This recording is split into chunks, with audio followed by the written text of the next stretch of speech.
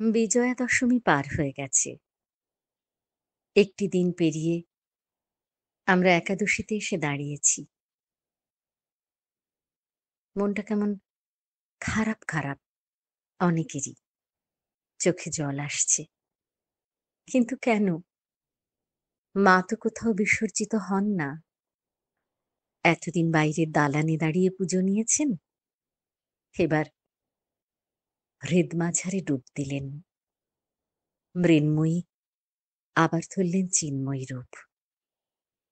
তবু কোথাও কোথাও যেন বিসর্জনের বাজনাটা বেজেই চলে।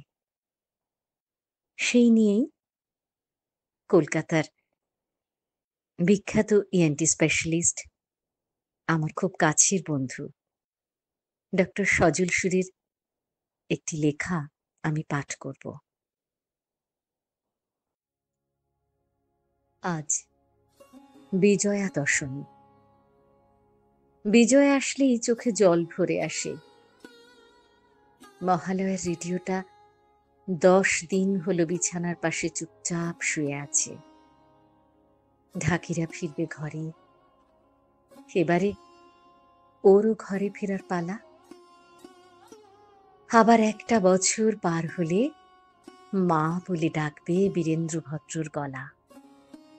তখনও সবার আগে জেগে উঠবে আশ্বিনের ভোরের তৈল। সিঁদুর আর মিষ্টিতে মায়ের বরণ হয়ে গেল। মা নেবেন বিদায়। একদিন মণ্ডপ আলো করে ঝলমল করছিল মায়ের মুখ।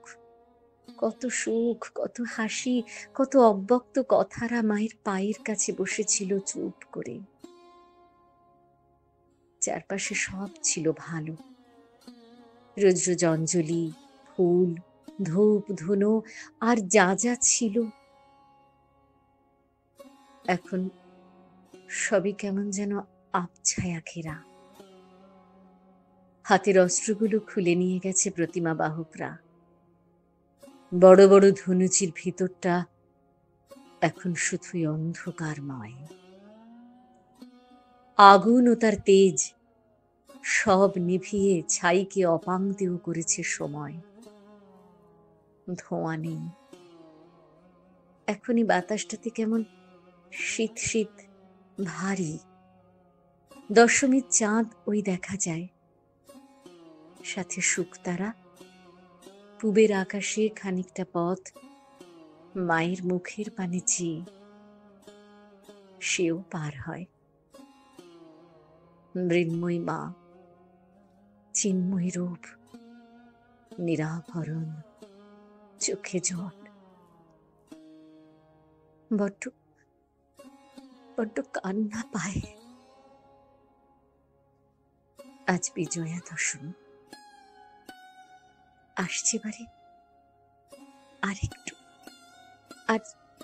একটু বেশি থেকো মাগো তুমি,